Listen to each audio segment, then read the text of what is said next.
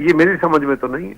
सही। अच्छा, आईएमएफ से जो स्टाफ लेवल का मुआहिदा तय हो गया और 1.1 अरब डॉलर्स की किस्त भी जारी करने का फैसला किया गया है और आईएमएफ ने रिलीज भी जारी कर दी है, उसको कैसे देखते हैं कायरा साहब? क्योंकि महंगाई भी होगी, पहले ही अवाम महंगाई से परेशान है और मामलात बड़े मुश्किल होते जा रहे हैं पाकिस्तान में आम आदमी के लिए, तो क्या आईएमएफ के मुआहिदे के बाद और महंगाई होगी और मुतालबात हैं, तो डू मोर जो है वो कहाँ तक जाएगा? कायरा साहब, आप भी मतलब हिमायत तो है आपके यहाँ, मतलब पीपल्स पार्टी की हिमायत तो है मुस्लिम लीग नून की हुकूमत को। देखिए, इसको इस तरह देखने की जरूरत है कि महंगाई है बिलाशुबा और बड़ी तकलीफ दे सूरत हाल है, आम आदमी की जिंदगी अजीरन है और हमारे कारोबारी हालात भी कोई बहुत अच्छे नहीं है। मईशत पहले ही बड़े मुश्किल हालात का शिकार है, कर्ज लेके हम तनख्वाहें दे रहे हैं, हर साल कर्जा है कि चढ़ता जा रहा है। अब अवाम को और रिलीफ देने चाहिए, बिल्कुल देने चाहिए, अवाम पे बोझ नहीं डालना चाहिए, लेकिन जो सेगमेंट्स ऑफ सोसाइटी पहले से टैक्स के जुमरे नहीं आते, दायरे में नहीं है और वो बड़ी लय्यतली लाइफ गुजारते हैं, बड़ी आसूदगी से जिंदगी गुजार रहे हैं, सारे जहान की सहूलतें एंजॉय करते हैं, बड़ी बड़ी कोठियों, गाड़ियों और जहाजों में फिरते हैं, टैक्स नहीं देते हैं, तो उनको तो टैक्स नेट में लाना चाहिए, उनसे तो कोई माफी नहीं होनी चाहिए। जो लोग टैक्स एवेजन करते हैं उनको भी उस नेट में लाना चाहिए।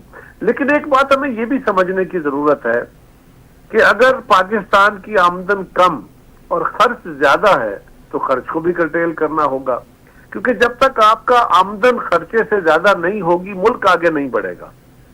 और जो लोग आपको कर्जे दे रहे हैं वो तो ये पूछेंगे ना आपसे, आईएमएफ आपके ऊपर कोई आके आपसे दरख्वास्त तो नहीं कर रहा कि आप हमसे कर्जा ले लें, आप उनके पास जा रहे हैं कि मेहरबानी करें हमें कर्जा दें, बिल्कुल, ताकि हम अपना मुल्क चला सके। तो वो आपको सिंपल यही कह रहे हैं और सब्सिडाइज रेट पे आपको कर्जा दे रहे हैं, कोई कमर्शियल रेट पे नहीं दे रहे।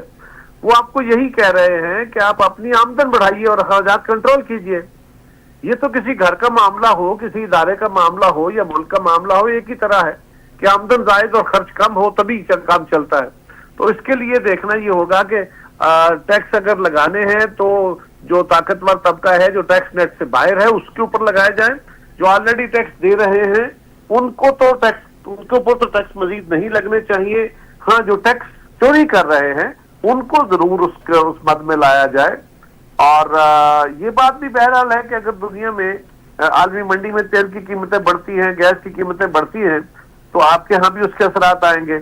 और अगर आप नहीं बढ़ाते तो फिर आपको ये देखना होगा कि वो जो आपने अमाउंट नहीं बढ़ानी वो कहां से पूरे होने हैं, क्योंकि वो अगर चीजें महंगी हो गई हैं, आप महंगी चीजें खरीद के सस्ती आवाम को बेचेंगे तो फिर आपको वो पैसा कहीं से जनरेट तो करना होगा।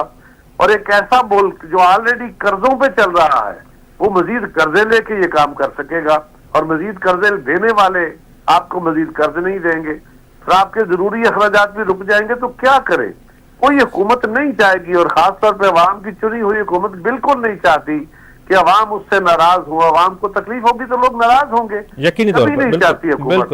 लेकिन ये मजबूरी के फैसले होते हैं, बट इवन देन इन फैसलों में भी कम अज कम बोझ आम आदमी पे जाना चाहिए। और मेजॉरिटी में जो दौलतमंद तबका है, जिनके जो टैक्स नेट से बाहर है, जिनके पास दौलत के पहाड़ इकट्ठे हुए हैं, वो जो एरियाज टैक्स नेट से बाहर है उनको बिल्कुल नेट में लाना चाहिए। सही, मतलब टैक्स नेट बढ़ाना चाहिए, आप भी यही कहते हैं। अच्छा कायरा साहब, बिल्कुल बढ़ाना चाहिए जी। कायरा साहब, पीपल्स पार्टी का हमने ये सुना है कि जब भी वो कहते हैं कि निगरान सेटअप के जो लोग हैं वो निगरान तक ही महदूद रहने चाहिए, लेकिन इस कैबिनेट में निगरान सेटअप के लोग भी मौजूद हैं। तो इस बात पर, इस मामलात पर पीपल्स पार्टी का क्या मौक़िफ़ है, क्या रद्द अमल है?